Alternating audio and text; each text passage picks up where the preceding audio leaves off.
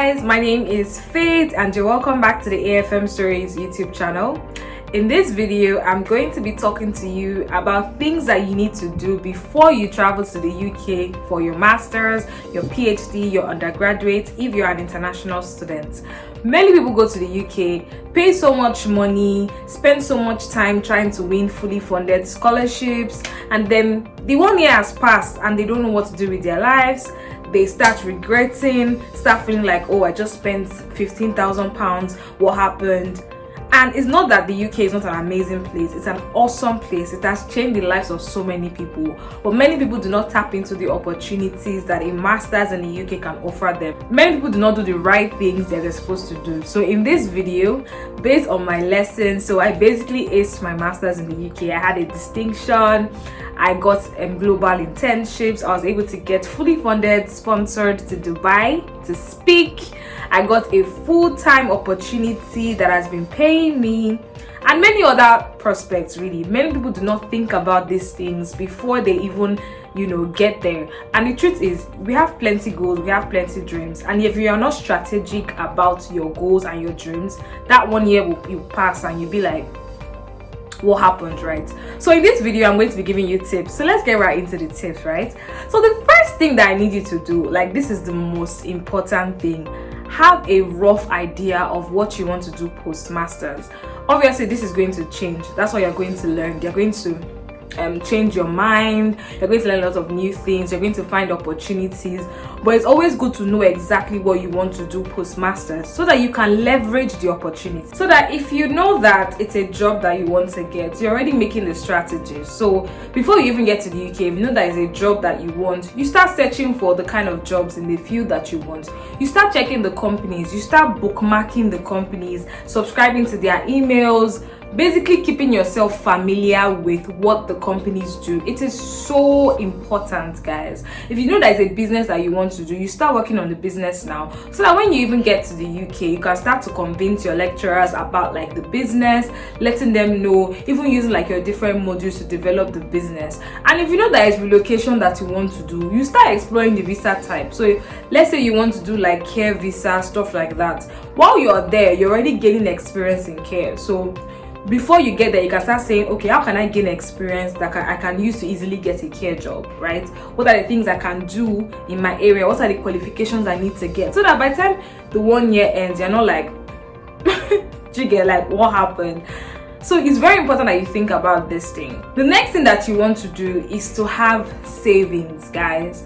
Many people make the mistake of thinking that they can just arrive in the UK with no money and they'll be fine. Like, except you have family that you can stay with, that is one of the fastest ways for you to get stranded. Do not arrive in the UK without savings that can last you for 2 to 3 months. It's very important. Ensure that you have money that you can use to feed, to go around, and money for miscellaneous in case something comes up. Ensure that you have savings. Like, it's not savings that you want to use to pay your school fees, but savings that you want to use to feed and survive. Please do not go to the UK without money that can last you for 2 to 3 months. Next thing that you need to do is to learn a skill. Like, you don't want to go to the UK without having like a valuable skill that you have. Ensure that even if it's like photography, makeup, fashion designing, content writing, YouTubing, learn a skill. Like, I know someone that, based off of his photography skills, he just finished his master's. He's already working towards like work visa,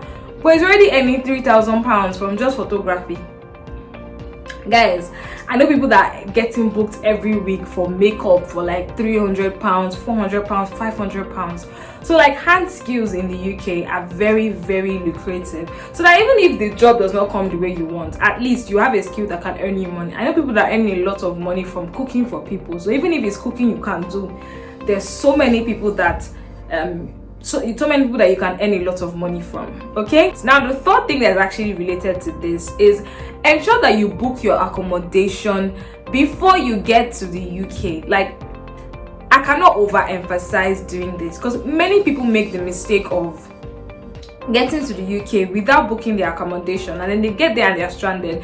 People talk about like Airbnbs, renting for a short period of time before you get there, but the truth is, it's not that convenient, especially if you get there at the time where your course is about to start. You cannot be running around, going around school, and then you don't have an accommodation, it can affect you, especially because if you want to get a good job, you want to even do post-study visa, you have to be on a good grade. And if in the first few weeks you're not putting in the work, you're not learning, you're not acclimatizing yourself with like the academic system, you're trying to run around maybe trying to make money, or you're running around trying to get an accommodation, it can really affect you. So ensure that you book your accommodation before you get to the UK. Like, and you might say, oh, how do I do it? They're not accepting international students. Of course, there are ways that you can do it, and I'm going to be sharing one of those ways with you, okay? Right now, a lot of students are trying to get their students accommodation. People are looking for like affordable options. Like I said, you don't want to get stranded. So one of the best things you can do is to pick an accommodation that is very close to your university, is very affordable, and you don't have to worry too much about breaking the bank to pay it. One of the worst things you can do is to pick an accommodation that is way too expensive for you. You don't want to do that. So because I care about you, all right, and I don't want you to hate your experience, I'm going to be introducing you to a platform called UniAco, and this is a global student accommodation platform launched in October 2019. It's a global leader in the student accommodation industry with over 3 million beds, guys. 3 million beds. So like, you have a lot to choose from, and they have a presence in more than 10 countries. So thanks to their 10,000 properties and 6 million students from like over 145 countries have used their website, guys. 6 million students from over 145 countries have used their website. Okay, so I think that this is an amazing platform for you to consider, so that you don't have to worry about, oh, how will I book before I go? You can actually book your accommodation with these people. They have like really outstanding policies. So they have this policy of like no university, no pay, no deposits, together with like their free of charge services, and all of these services make it the #1 choice for students. So you don't have to worry about oh, I didn't get admission, I'll now be kicked out. No, they care about you. It's student first, okay?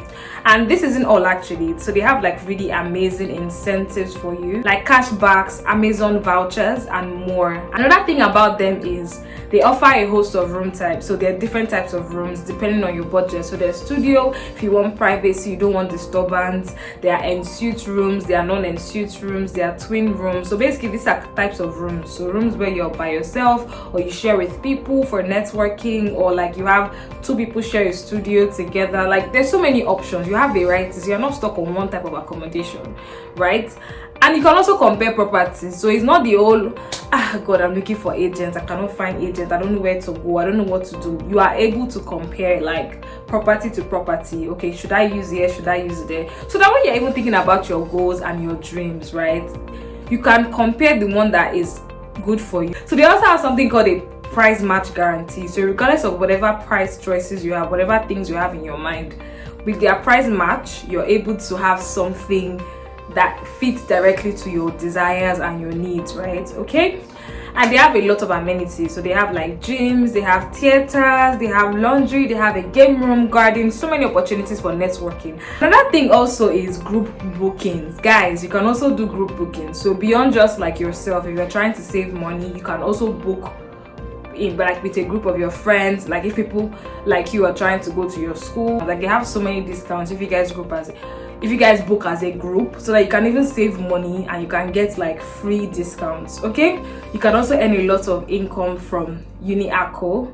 As a student, you want extra income, so basically what you need to do is just refer a friend, and you'll be able to get as much as £100, guys, for every booking that is made via your referral. Do you know like how crazy that is? Like you are able to get £100 from just referring people. So that's even like a side hustle for you in addition. So I really think that you should consider it. Check the links in my description box below if you want more tips and tricks for this opportunity. The next thing that you also want to do is to learn how to cook. Guys, even if you don't want to do it as a service, if you go to the UK and you start buying food, you can go broke. You don't want to use all the money that you use for very strategic things to be buying food. Like, ensure that you learn how to cook so that you can save money that can be used for so many other things. Another tip related to accommodation is ensuring that you can bring some food that can last you for 1 to 2 weeks or even a month When you first get to the UK, you might be struggling to settle in. It might be difficult because of the cold and things like that.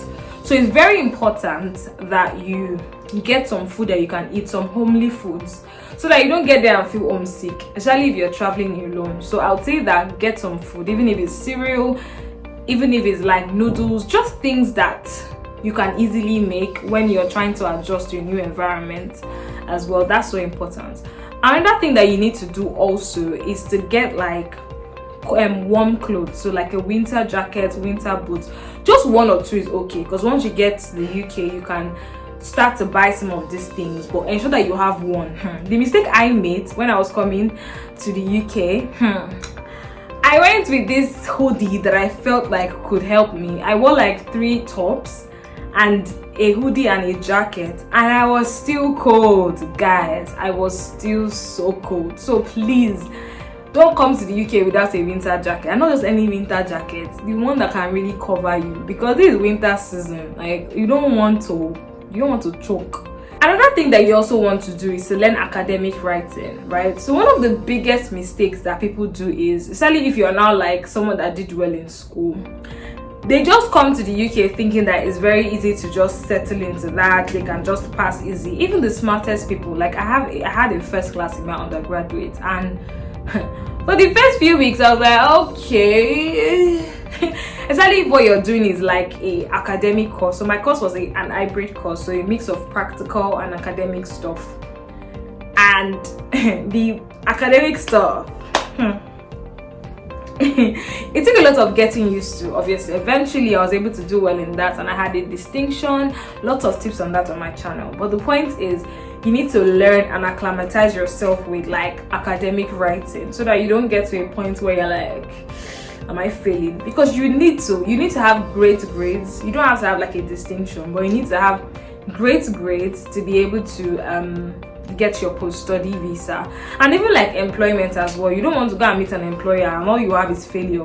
And also, what if your option is to get like a PhD? You don't want to get grades that you cannot even get admission for a PhD if that is something that you want. So ensure that you learn about academic writing as you're preparing to go. It's a lot to take in. So if you're learning it now, many schools have the resources already available for incoming students.